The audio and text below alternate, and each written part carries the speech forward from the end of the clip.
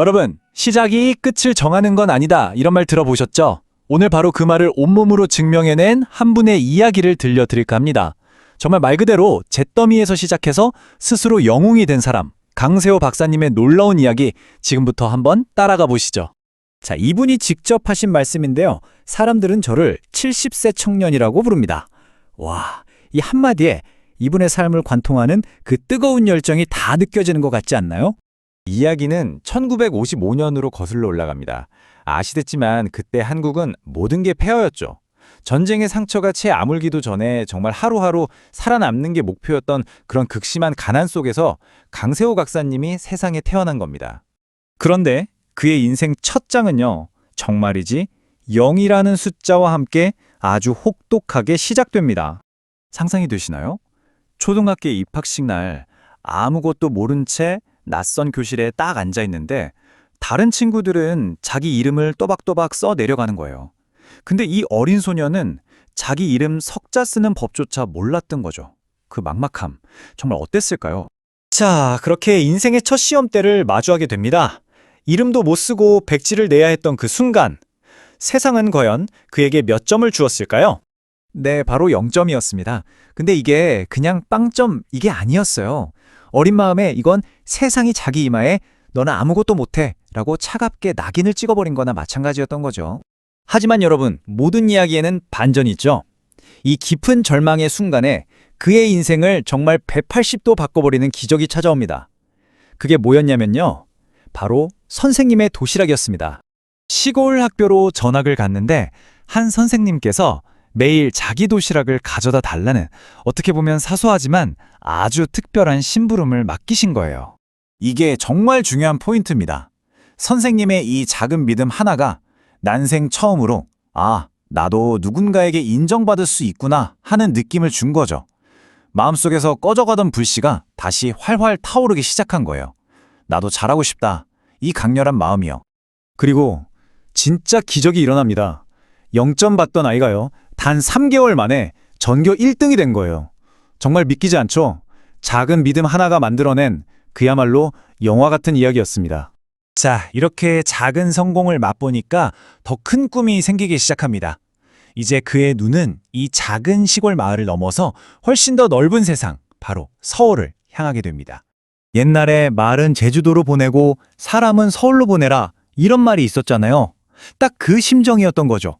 더 큰 물에서 더 제대로 배우고 싶다는 그 열망에 정말 불타오르기 시작했습니다. 하지만 서울 가는 길이 그렇게 쉽지만 않았어요. 아버지는 우리 형편에 무슨 서울이냐며 완강히 반대하셨고 그런 아들의 꿈을 안타깝게 여긴 어머니가 몰래 도왔죠. 결국 모두가 잠든 한밤중에 야반도주하듯 집을 빠져나옵니다. 이건 그냥 이사가 아니었어요. 자기 미래를 건 한편의 드라마였던 셈입니다. 저 캄캄한 어둠을 가르면서 달리는 야간 열차. 저 안에는 그냥 소년 한 명만 타고 있었던 게 아니에요.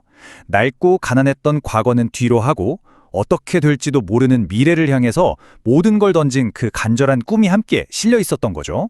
하지만 부푼 꿈을 안고 도착한 서울은 뭐랄까 장밋빛 미래 대신에 그의 의지를 밑바닥까지 시험하는 아주 가혹한 시련들을 준비해놓고 있었습니다.